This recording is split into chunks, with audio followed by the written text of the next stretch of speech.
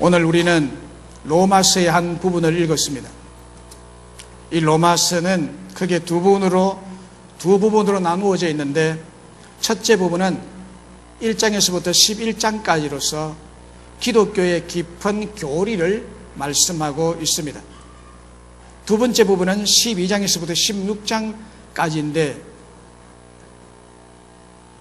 거듭난 하나님의 백성들의 실천적 삶을 어떻게 살아야 할 것인지에 대해서 말씀하고 있습니다.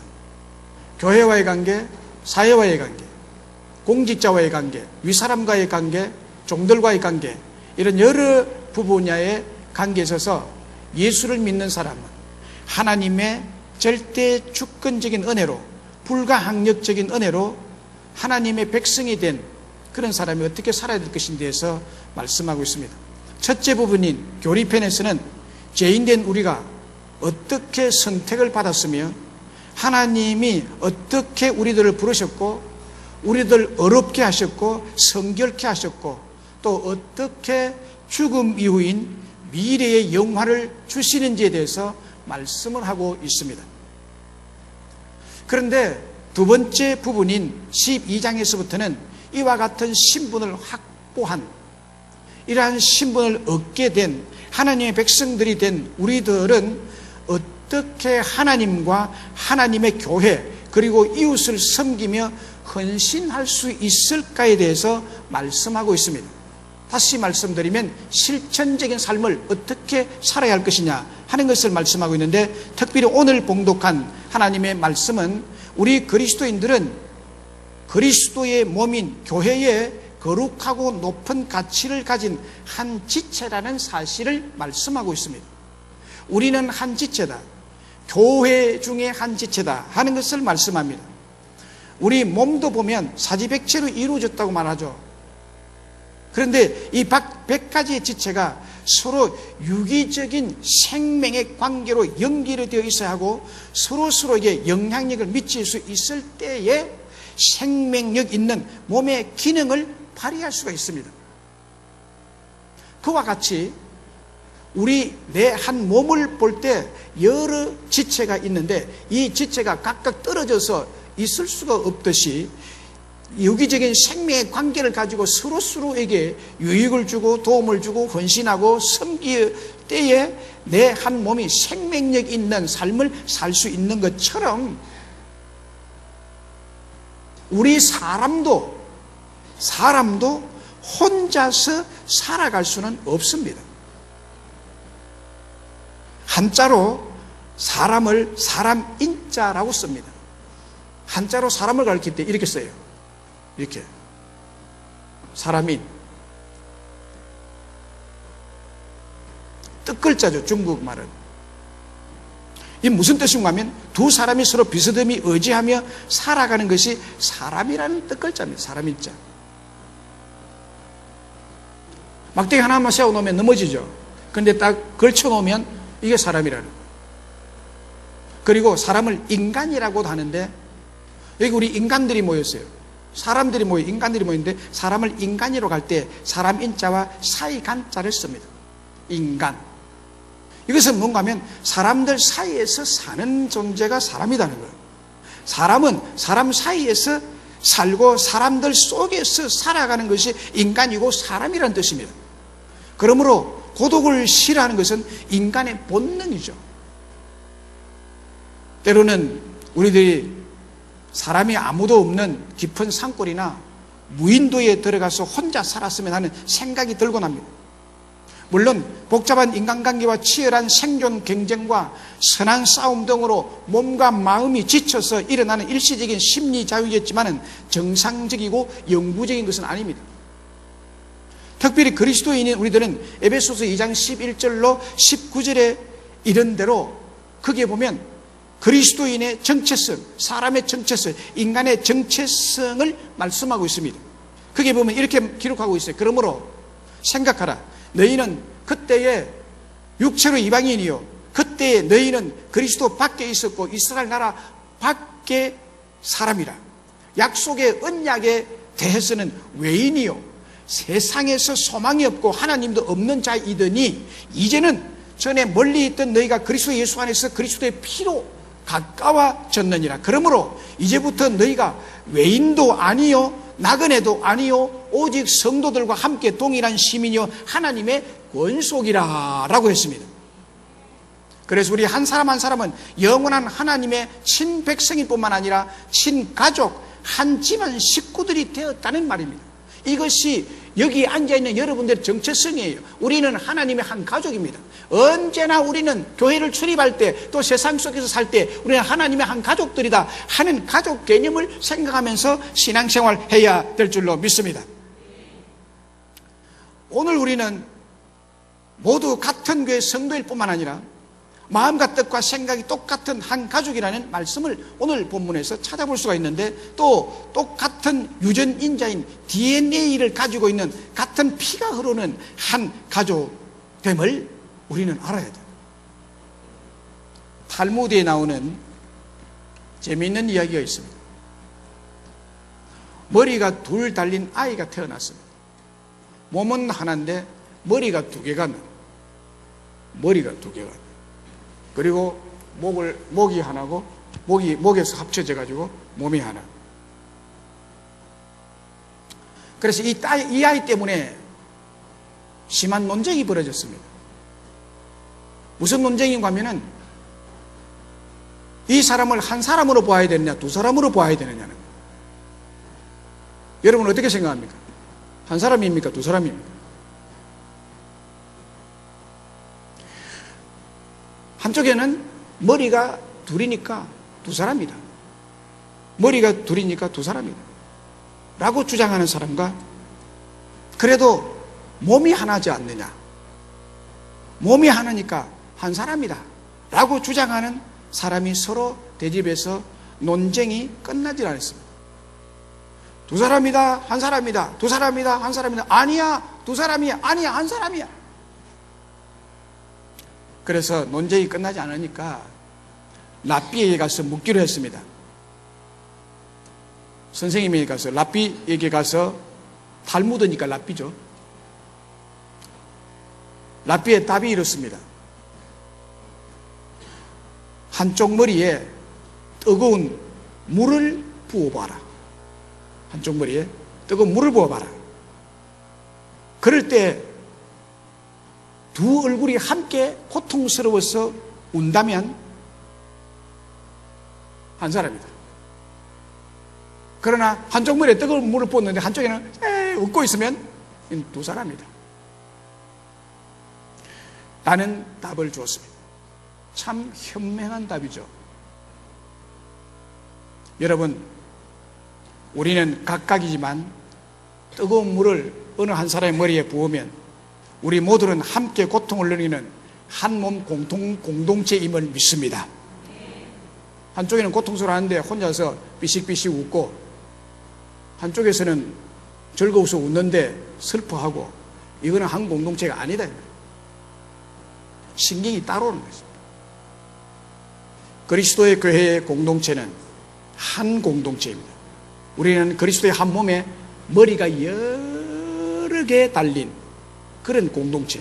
그런데 그쪽에 한 머리에 뜨거운 물이 떨어지면 모두가 고통을 하는, 똑같은 반응을 보이는 그런 한 몸 공동체라는 것이 오늘 본문의 말씀이에요. 오늘 본문의 말씀. 가정과 교회와 국가와 이 세계는 한 공동체입니다. 같이 웃고 같이 우는, 같이 기뻐하고 같이 슬퍼하는,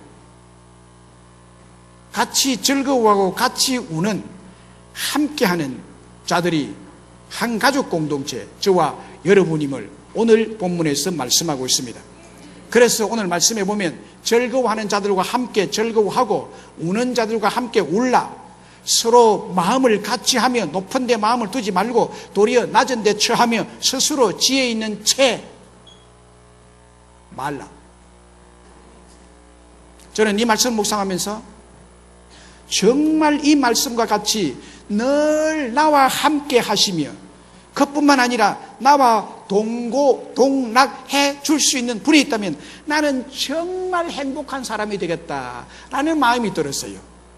야, 정말 나와 함께 즐거워해 줄 사람, 정말 나와 함께 울어줄 사람, 내 고통을 자기 고통인 양 같이 안고 부둥켜 안고 울어줄 사람, 정말 나의 기쁨이 그 사람의 기쁨이 되고 나와 함께 웃어주고 즐거워할 수 있는, 그래서 그 기쁨이 배가가 되고 더 많아질 수 있는 그런 분이 나에게 있다면 나는 정말 이 세상 살고 싶은, 살만한 세상이고 정말 행복한 사람이 될 수 있을 것이라는 생각이 들었어요.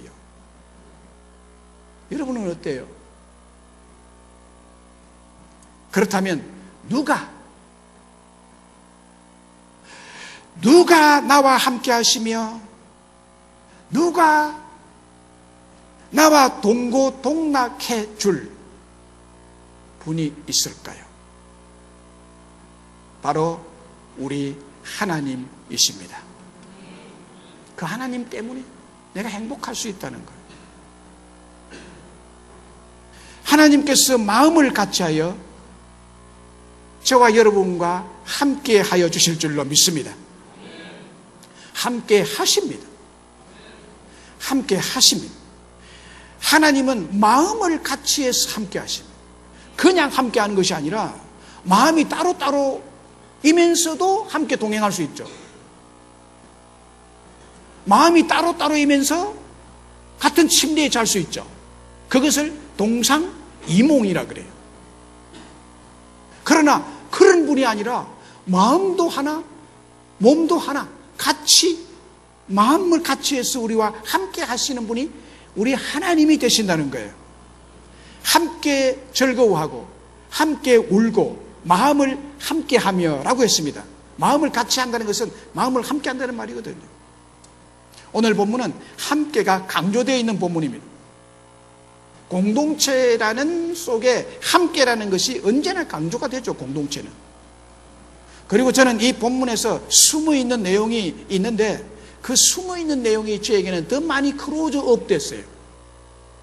숨어있는 내용, 이 말씀 속에 로마서 12장 15절 16절의 말씀 그 안에 내면에 이 뒤에 숨어있는 말이 저에게는 발견이 되졌는데 성령이 감동하신 것 같아요. 그래서 그 내용이 뭔가 하면 하나님께서 함께 하신 것처럼 이라는 내용이 숨어 있다는 것이 제 마음속에 얼마나 강렬하게 다가왔는지 몰라요. 하나님께서 함께 하신 것처럼 하나님께서 함께 하신다. 하나님이 너와 함께하고 우리와 함께 하시는 분이시다. 함께 울고 함께 웃으시는 하나님이 함께 가신다. 이 말씀, 이것이 생략되어 있는데 이 내용이 숨어 있다는 거예요. 그래서 본문을 다시 쓴다면 하나님께서 즐거워하는 자들과 함께 즐거워하신 것처럼 함께 즐거워하고 하나님께서 우는 자들과 함께 우신 것처럼 함께 울라, 이 말씀이에요. 그래서 하나님께서 마음을 같이하여 우리와 함께 하시는 분이라는 것입니다. 우리 하나님은 언제나 여러분과 마음을 같이 하시며 여러분과 함께 하시는 분이심을 믿으시기를 주의 이름으로 축복합니다. 하나님께서 여러분과 함께 하시는 것이 최고의 축복인데 최고의 축복이 여러분과 하나님과 함께 하시는 것인데, 왜냐하면 하나님이 함께 하시면 그는 반드시 만사가 형통한 사람이 되기 때문입니다. 형통한 사람이 돼요. 하나님이 함께 하시는 사람은 이 세상 가운데서 형통한 삶을 살게 되어 있다는 것입니다. 창세기 39장 2절 3절에 보면 여호와께서 요셉과 함께 하심으로 그가 형통한 자가 되어라고 말합니다. 여호와께서 요셉과 함께 하심으로 그가 형통한 자가 되어 그의 주인 애굽 사람의 집에 있으니 그의 주인이 여호와께서 그와 함께 하심을 보며 또 여호와께서 그의 범사에 형통케 하심을 보았더라고 말합니다. 노예가 된 요셉을 가리켜서 하는 말이에요. 노예가 된 신분의 사람인 요셉을 향하여 형통한 자라. 형들에게 죽임을 당할 뻔했고 말도 통하지 않는 외국에서 노예로 팔려와서 시장에서 짐승처럼 흥정거리가 되었다가 한 애굽 사람의 집에 노예로 끌려온 요셉을 향하여 형통한 사람이라. 심지어는 누명을 쓰고 감옥에 갇힌 요셉을 향하여 형통한 자라. 성경은 그렇게 말하고 있습니다. 어떤 의미에서는 이해가 되지 않는 말씀이죠. 그 어떻게 행동하다고 말할 수 있겠습니까? 그러나 성경은 여러분, 그러한 형편이 있을지라도 오직 한 가지 조건으로 요셉을 형통한 사람이라고 말씀하고 있는 것입니다. 그 한 가지 조건이 뭡니까? 하나님이 함께 하셨다. 하나님이 함께 하시면 그 사람의 삶은 형통한 삶이 될 줄로 믿습니다. 사막에 있을지라도 길이 나게 될 줄로 믿습니다. 광야에 있어도 샘이 터질 줄로 믿습니다. 지금 현재 처지나 형편을 보면 도저히 자신이 형통한 사람이라고 여겨지지 않지만 실제로는 형통한 사람이 있어요. 바로 주님이 함께 하시는 사람입니다. 여러분은 형통한 사람인 줄로 믿습니다. 여러분은 형통한 사람이 될 것을 믿습니다. 이사야 41장 10절의 말씀에 보면 두려워하지 말라, 내가 너와 함께함이라. 놀라지 말라, 나는 네 하나님이 됨이라. 내가 너를 굳세게 하리라. 참으로 너를 도와주리라. 참으로 나의 의로운 오른손으로 너를 붙들리라 했습니다. 이 구절이 올해 저에게 주신 약속의 말씀입니다. 하나님이 송구영신 예배 때 제가 뽑았는데 이 말씀이 저에게 뽑혔어요. 목사인 저도요, 약할 때가 있습니다. 그래서 하나님이 주신 약속의 말씀이 있어야 돼요. 그래서 저도 뽑거든요. 저 뽑았는데 하나님이 이사야 41장 10절의 말씀을 저에게 주신 거예요. 그래서 저는 하나님이 저에게 올해 이 말씀대로 하실 것이라는 약속을 믿고 저는 걸어가고 있는 사람이에요. 이 한 구절 믿어요. 그래서 그런지 주일 설교를 준비할 때마다 대부분 말씀이 이 말씀과 연관이 지어지고요. 제가 생활하는 모든 영역에서 이 말씀이 생각이 나고요. 하나님이 두려워하지 말라 그랬지. 하나님이 나의 오른손을 붙들고 계신다고 그랬지. 그래, 두려워하지 말아야지. 그러면요, 금방 두려움이 사라지고 담대한 마음이 생기고 하나님 함께 할 것이라는 확신 속에서 제가 생활하고 있습니다. 그리고 그 조금 밑에 내려가 보면 이사야 41장 13절에 보면 나 여호와 너의 하나님이 네 오른손을 붙들고 네게 이르기를 두려워 말라, 내가 너를 도우리라 할 것임이라. 하나님께서 내 곁에 함께 영어로 together, 함께, 접속사를 말하면 with God, 나와 함께, 나와 더불어 계시면서 주님의 오른손으로 내 오른손을 든든히 붙들어 주신다는 거죠. 지금 이 순간도 하나님이 이 순간에 이 강단에 함께 하시면서 보이지 않는 손으로 저를 붙들고 계신다는 말씀이에요. 이 41장 10절과 13절 두 구절을 연결해서 함께 묵상하다가 저는 정말 가슴 벅차도록 힘이 나고 용기가 나는 것을 느꼈습니다. 하나님께서 오른손으로 저의 온몸을 감싸 안으시고 그 모습이 전해져 왔어요. 혹은 오른손으로 저를 붙들어서 하나님의 등에 업으시고 나를 보호하시고 도와주고 계신다는 말씀이 있어요. 하나님의 오른손은 우리의 두 손으로 안고 아이들을 보호하는 것과 그와보다도 훨씬 능력 있고 권능이 있는 오른팔이세요. 나를 하나님은 오른팔 한 팔로도 넉넉히 붙들고 계시고 나를 업으실 수도 있고 나를 감싸 안고 나를 보호하고 나를 지키시고 나에게 축복하시고 나를 행통한 삶으로 인도하실 능력의 팔인 것을 저는 믿습니다. 그분이 나와 함께한다. 그래서 저는 이 말씀으로 확실히 함께 계심을 믿고 느끼고 있습니다. 그래서 주님께서 저에게 하실 말씀이 바로 이것이었습니다. 하나님께서 나와 함께 하신다는 것이에요. 하나님이 나와 함께하고 도와준다는 것을 말씀하기 위한 것이었습니다. 그래서 저의 생각으로 결론을 짓기를 하나님께서 나와 함께 하실 때가 나의 삶에서 가장 안전하고 가장 편안하고 가장 행복하고 내 인생 길이 가장 쉬운 길임을 알게 하신 것이었다는 것입니다. 내 인생이 가장 쉬워요. 하나님이 나와 함께 할 때.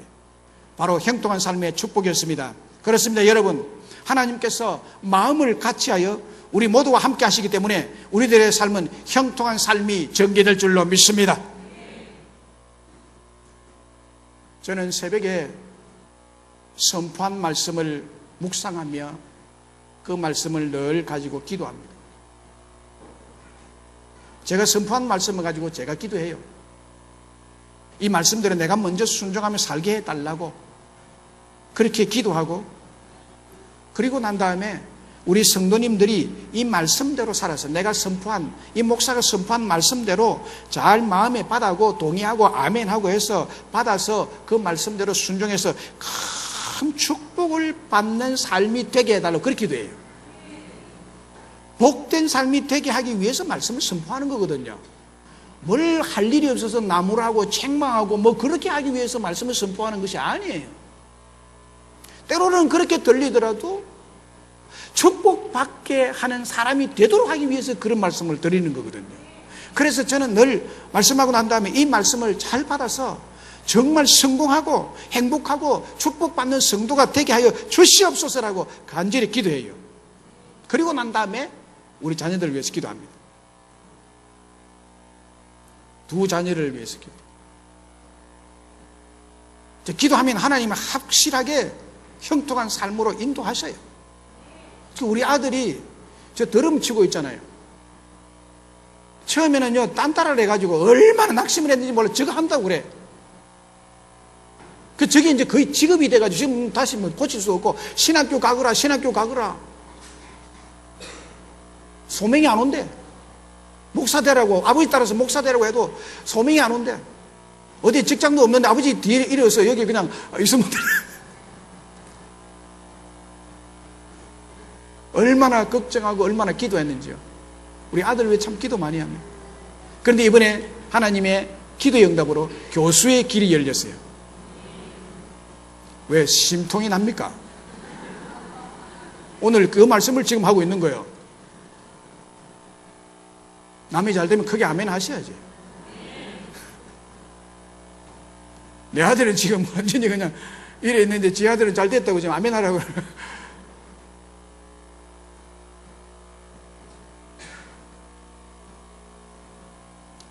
그런데요, 하루는 딸을 위해서 깊이 기도를 했습니다. 독일에 있는 딸을 위해서 기도하는데 기도가 자연히 간절해지죠. 기도를 하는 중에 제 마음에 제가 딸을 위해서 해줄 수 있는 것이 너무나 적다는 마음이 들어요. 참, 애비가 할 수 있는 일이 참 없구나. 아버지로서 무력하고 무능하다는 것을 참 깊이 느낀 때가 있습니다. 올해도 그쪽에서 이제 방학이 되면 자유롭게 이제 나올 수 있는데, 올해도 방학이 돼가지고 여러 가지 자기 개인적인 일 때문에 일 보고 온다고 우리 여기에 와서는 부모님하고 좀 형제하고 또 이렇게 한 10여일 동안 있다가 또 갔어요. 짧은 기간이죠. 동생네 가족하고 있다가 헤어져서 혼자 독일로 가는 날이었습니다. 공항에서 헤어질 때 참 이별을 많이 경험해요. 이별의 아픔을 많이 경험해요. 딸이 왔다 갈 때마다 이별의 아픔이 얼마나 아픈지를 이렇게 경험해요. 공항에서 헤어질 때 딸이 보이지 않을 때까지 손을 흔들고 눈물을 훔치며 참 마음이 참 많이 아팠습니다. 외국에서 혼자 지내기가 얼마나 힘들까 생각하면 헤어지기가 싫은 거예요. 그냥 들어가지 마라 이제. 그냥 같이 아빠하고 살자고. 제 딸이지만 언제까지나 함께 있을 수는 없고, 그리고 또 우는 데는 한계가 있다는 것을 절감했기 때문에 더욱 마음이 간절하죠. 기도를 하면. 그래서 기도를 하는데 우리 하나님께서 저에게 또 언제나 말씀을 하셔요. 위로를 하시고. 그때 하나님 자신이 제 딸과 함께 계신다고 하는 확신을 주셨어요. 내가 함께 하고 있지 않느냐. 그리고 하나님께 딸의 모든 문제를 하나님께 맡기라고. 네가 들고 할 수가 없지 않느냐. 하나님께 모든 문제를 맡기라고 그렇게 말씀하세요. 감동을 하세요. 그리고 하나님께서 오른손으로 나를 붙들고 있는 것처럼 너의 딸도 내가 붙들고 있지 않느냐. 내가 책임질 거다. 이렇게 마음에 강력한 확신을 기도 응답으로 받았습니다. 아버지, 내가 함께 하는 것보다도 전능하신 하나님께서 함께 하시고 또 오른손으로 내 딸을 붙들고 계심으로 형통한 삶이 될 것이라는 확신만큼 제 마음을 안심시키고 평안하게 하는 것은 없다는 것을 제가 깨달았습니다.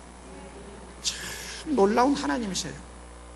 기도를 하면 이런 마음이 드니까 기도를 계속하죠.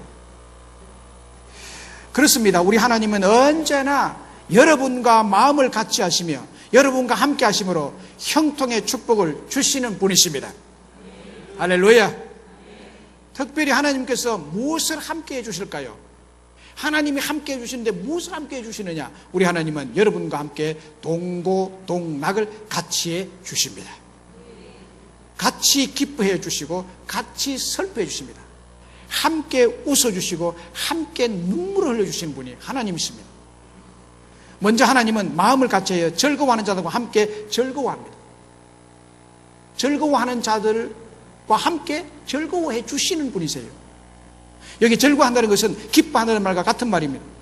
즐거움과 기쁨은 육적인 향락이나 쾌락을 말하는 것이 아니고 죄와 관련을 맺고 있는 타락된 쾌락이나 기쁨이나 즐거움을 뜻하는 것이 아닙니다. 요한복음 2장에 보면 갈릴리 가나에 결혼식이 있었는데 거기에 우리 예수님과 예수님 어머니와 예수님의 제자들이 초청을 받아서 갔습니다. 결혼하는 신혼부부는 인생 최고로 즐거운 기쁜 날이죠. 얼마나 기쁜 날입니까? 최고로 기쁜 날이죠. 그 부모 친척들도 기뻐하는 날입니다. 그곳에 우리 예수님께 가셨다는 것은 그들을 축하해 주시고 같이 기쁨을 나누기 위해서 가셨습니다. 우리 예수님이 이렇게 기뻐하는 자와 함께 기쁨을 나누시는 분이세요. 내가 기뻐하면 하나님이 시기해가지고 시험을 주지 않을까? 여러분 두려워하지 마시기를 바랍니다. 뭔가 일이 잘 풀리고 이러다가 또 뭔가 나에게 큰 고통이 또 올까 두려워가지고 뭐 이렇게 계속 가도 되는가? 이렇게 즐거워도 되는가? 이렇게 행복해도 되는가? 이렇게 두려워하지 마시기 바랍니다. 우리 주님은 즐거운 자와 함께 즐거워하고 기쁨을 더 계속 주시는 분인 줄로 믿습니다. 그래서 이 기쁨을 나누기 위해서 그 결혼 현장에 갔죠. 신랑 신부를 더 기쁘게 해주기 위해서. 사람이 마련한 기쁨보다도 우리 예수님 가서 기쁨을 더 주기 위해서 가셨습니다. 우리 주님 마음을 다해서 기뻐하시고 즐거워해 주시고 축복해 주셨습니다. 포도주가 떨어질 때도 사람들이 막 근심이 돼가지고 웅성거릴 때 마음을 다해서 물로 포도주를 만들어 주심으로 결혼식의 즐거움과 기쁨을 더하여 주시기도 하신 분이십니다. 우리 하나님은 언제나 이러신 분이에요. 모자람이 있으면 주님이 덤으로써 주셔서 기쁨을 깨뜨린 분이 아니세요. 여러분의 행복을 깨뜨린 분이 아니세요. 그래서 고행의 길을 가도록 하기 위한 하나님의 뜻이 아닙니다. 우리 하나님은 여러분들이 더 행복하고 행복해서 즐거워하는 자와 함께 즐거워하는 분이 우리 하나님이신 줄로 믿습니다. 사람은 시기하고 질투해도 우리 하나님은 기뻐하는 여러분과 함께 계속해서 기뻐하기를 원하시는 분이십니다. 그리고 하나님은 마음을 같이하여 우는 자들과 함께 우십니다. 오늘 본문에 우는 자와 함께 울라라고 말합니다. 우리 예수님이 함께 울고 계심을 여기에는 전제하고 있는 것입니다. 그래서 너희들도 우는 자와 함께 울라. 내가 우는 자와 함께 우니까 그 말이죠. 울다는 말은 클라이이오입니다. 울다는 말은 클라이이오. 영어의 cry 울다죠. cry 울다. 이 cry 울다는 단어가 헬라어 cry이오에서 파생되어서 나왔습니다. 그래서 저희가 헬라어 공부를 할 때 영어 단어와 비슷한 단어들이 너무너무 많습니다. 그래서 영어 단어를 알면 헬라어는 금방 돌아가 버려요. 그래서 헬라어가 사실은 참 쉽습니다. 이 클라이이오, 영어로 cry 울다. 이 울다는 것은 그 깊은 뜻은 뭐냐면 애통하다, 몹시 슬퍼하다, 그런 뜻인데 이거 뭐냐면 사랑하는 자와 사별을 했을 때 울음을 뜻하는 것입니다. 사별한 자가 너무너무 원통하고 견딜 수가 없는 그 울음, 이게 클라이오입니다. 클라이오. 사별했을 때의 슬픔이나 울음의 최고의 슬픔을 나타내는 감정, 그것을 나타낼 때 쓰는 단어가 클라이오입니다. 나인성의 한 가부가 아들을 남편처럼 믿고 살았죠.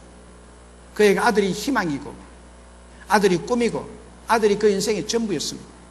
그런데 그 아들마저 어느 날 죽었습니다. 혼자 된 이 여인은 혼자 된 것도 슬픈데 아들까지 죽었으니 얼마나 슬프겠습니까?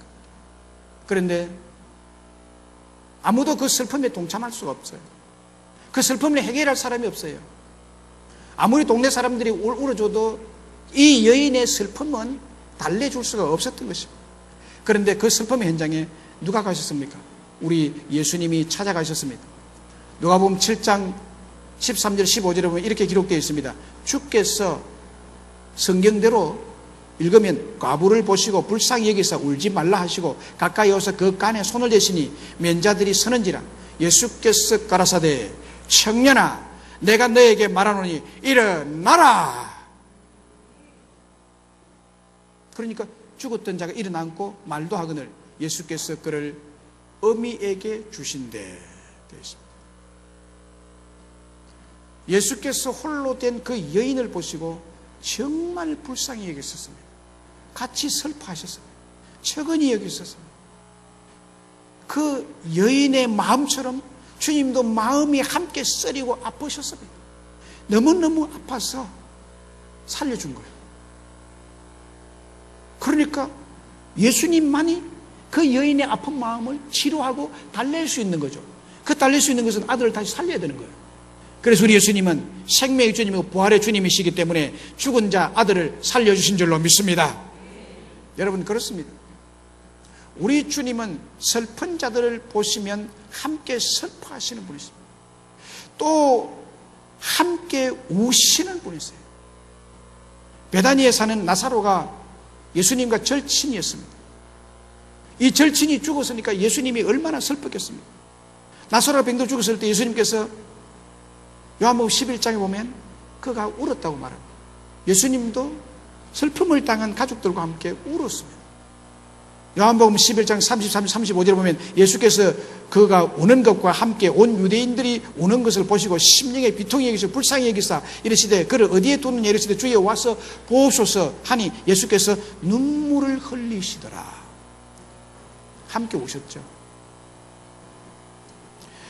많은 사람들이 여러분들을 향하여 내 마음 아무도 알아주지 못해.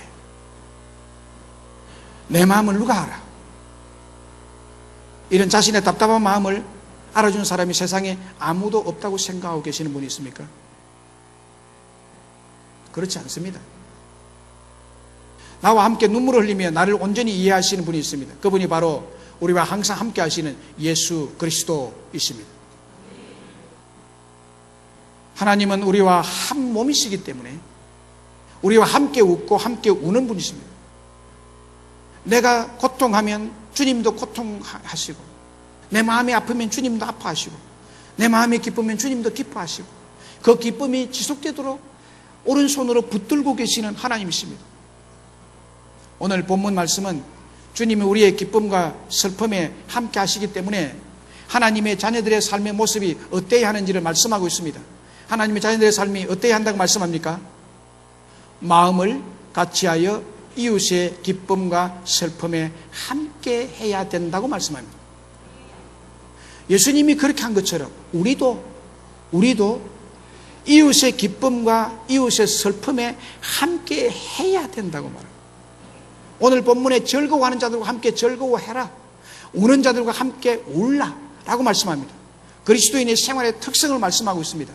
그리스도인들은 즐거워하는 자들과 함께 즐거워하고 우는 자들과 함께 울 수 있어야 진정한 크리스찬인 줄로 믿습니다. 우리들이 즐거워하는 자들과 함께 즐거워하면 그 즐거움이 갑절로 커질 줄로 믿습니다.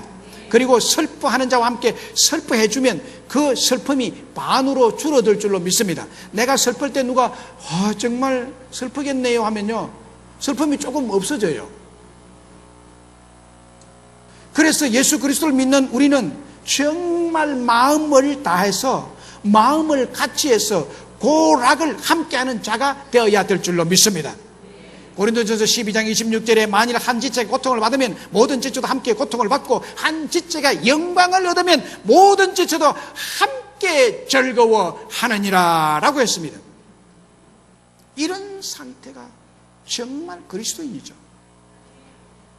그런데 하나님 말씀은 좋지만 실제로 우리의 삶의 현장에 실천하고 순종한다는 것은 정말 어려운 것이 오늘 본문의 말씀입니다. 사람의 성품이 근본적으로 타락했기 때문에 우는 자와 함께 우는 것은 비교적 쉽습니다. 그러나 즐거워하고 기뻐하는 자와 함께 즐거워하고 기뻐한다는 것은 쉽지 않습니다. 젊은 부인이 사랑하는 남편을 먼저 세상에 보내고 정신을 잃어버리고 기절할 정도로 안타까워하며 우는 모습을 볼 때, 혹은 사랑하는 자식이 먼저 세상을 떠나 가슴 아파하며 어쩔 줄 몰라 하는 부모님을 볼 때 눈에서 눈물이 저절로 나죠. 동정심과 불쌍히 여기는 마음이 생겨나기 때문입니다. 그런데 어떤 가정에서 사업이 잘 되고 사업이 좋아지고 자식이나 남편이 성공해서 기뻐하고 즐거워하는 것을 볼 때 같이 마음을 다해서 기뻐하고 즐거워하는 내 일처럼 매우 기뻐하는 것은 어려운 일입니다. 우리 아들이 교수가 됐다고 하는데 정말 내 마음 자체 기뻐해 줄 분이 몇 분이나 되겠는가? 가까운 사람, 잘 아는 사람일수록 더 어렵습니다. 사촌이 밭을 사면 배가 아프다. 속담 아시죠?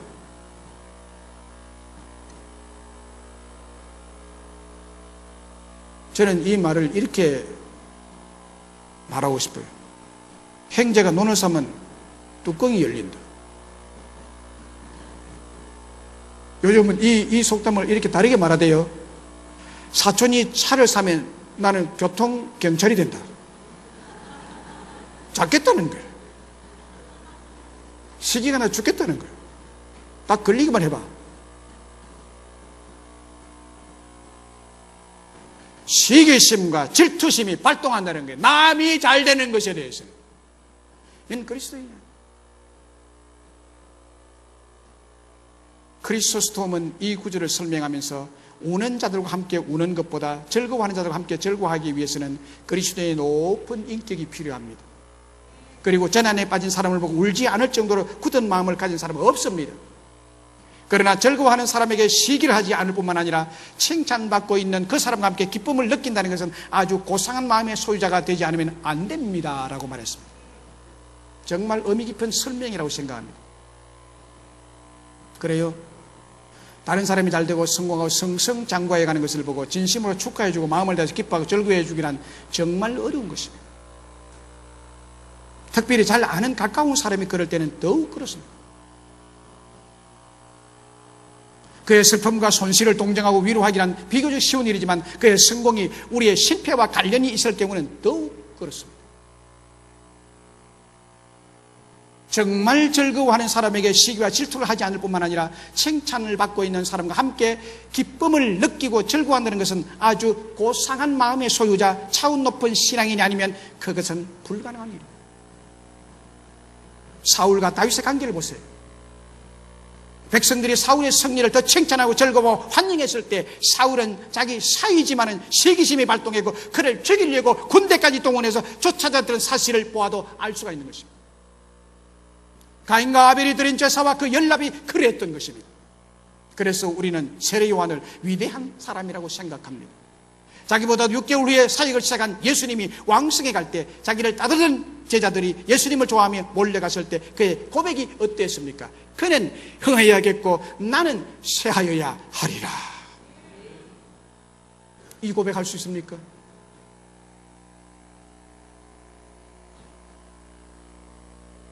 이웃이 잘 될 때, 나는 잘 안 될 때, 그래서 함께 기뻐해 줄 수 있습니까? 즐거워하는 자들과 함께 즐거워. 이것이 진정한 그리스도인 줄로 믿습니다.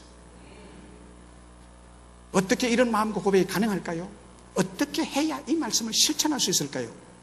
다른 사람의 성공을 우리 자신의 것과 똑같은 마음으로 즐거워할 수 있는 것은 오직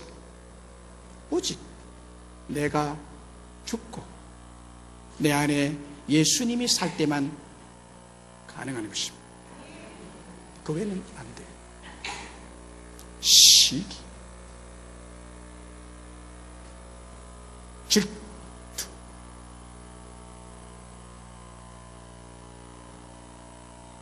저와 여러분이 그런 신앙이 되기를, 세례요한과 같은 신앙이 되기를 주의 이름으로 축원합니다.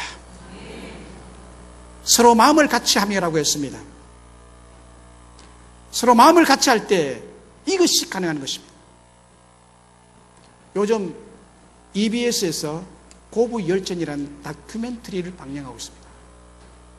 보신 분이 많이 있을 줄 압니다. 외국 며느리와 한국 시어머니의 관계를 다루는 프로그램입니다. 다큐멘터리죠. 간혹 외국 며느리와 한국 시어머니의 관계가 좋은 관계도 있지만 거의 대부분 90% 이상이 좋지 않아요. 언어의 한계도 있고 문화의 차이도 있고 해서 그렇습니다. 그래서 서로가 얼마나 힘들었는지 몰라요.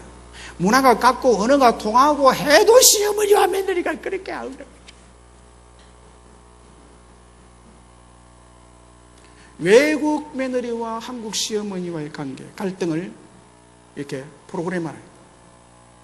그런데 이 프로그램에서 그렇게 사이가 서먹하고 힘들었던 관계가 어느 단계에 딱 가면 좋아지고 서로가 가까워지는 시점이 딱 나오고, 그 시점이 언제인가 보니까 시어머니가 며느리 고향을 방문할 때, 며느리 나라 고국을 방문할 때, 이건 방송국에서 뭐 비행기 값이고 뭐 배 값이고 뭐 이거 다 되는 것 같아요. 근데 베트남 며느리, 방글라데시 며느리, 뭐 태국 며느리, 뭐 중국 며느리, 이렇게 며느리가 여러 많이 나오더라고요. 그 이제 그 나라에 가는 거예요. 중국, 방글라데시, 베트남에 가는 거예요. 그 며느리가 자란 고향 마을에 가는데 그 다 방영을 하죠. 가서 그 며느리의 스토리를 듣는 거예요. 어떻게 고생을 했으며 며느리의 아픔과 상처가 무엇인지를 거기에 가서 이제 비로소 깨닫게 됩니다. 그때서야 시어머니는 며느리를 이해를 하기 시작합니다. 이해를 하기 시작할 때 마음의 문이 이제 며느리를 향하여 활짝 열립니다. 그동안에는 며느리 인정 안 했어요. 인정 안 했는데 그때서야 인정을 하고 시어머니의 며느리 관계가 굉장히 가까워지기를 시작합니다. 무엇을 말합니까? 시어머니가 며느리와 같은 마음을 품을 때, 마음이 같아질 때, 마음이 이해가 될 때, 같은 마음이 될 때, 며느리의 고통과 며느리의 눈물과 며느리의 아픔이 전달이 시어머니의 마음에 될 때 서로 껴안고 눈물을 흘리는 것을 많이 봅니다. 기쁜 마음도 같이 나눕니다. 그렇습니다. 같은 마음을 품게 되고 같은 마음이 될 때 함께 웃고 함께 웃을 수 있을 줄로 믿습니다. 함께 기뻐하고 함께 슬퍼할 수 있는 거죠. 여러분, 마음을 같이 할 때, 마음이 통할 때 함께 웃고 함께 울 수가 있습니다. 마음을 같이 함으로 부부가 하나가 되고, 부모와 자녀가 하나가 되고, 이웃과 하나가 되고, 교회와 하나가 되어서 동고동락할 수 있는 여러분의 마음과 신앙이 되시기를 주의 이름으로 축원합니다. 말씀했습니다. 오늘 우리는 하나님이 어떠한 분이시며 하나님의 은혜를 받은 참 그리스도인으로서 실천적 삶의 모습이 어때야 할 것인지에 대해서 들었습니다. 우리 하나님은 마음을 다해서 우리와 항상 함께 하시는 분이십니다. 함께 하심으로 슬픔을 함께 해주시고 기쁨과 즐거움을 함께 해주시는 분이십니다. 우리가 형통한 자가 될 수 있도록 하나님은 그렇게 하시는 분인 줄로 믿습니다. 그리고 우리는 주님과 한 가족이고 우리 교회 성도들 모두도 그리스도의 한 피를 받은 한 가족이므로 우는 자와 함께 울고 즐거워하는 자와 함께 즐거워하는 차원 높은 그리스도인의 삶을 결단하시기를 축원합니다. 그럴 때 저와 여러분은 하나님의 축복으로 요셉과 같이 형통한 축복을 받아 누리게 될 줄로 믿습니다. 우리 이 시간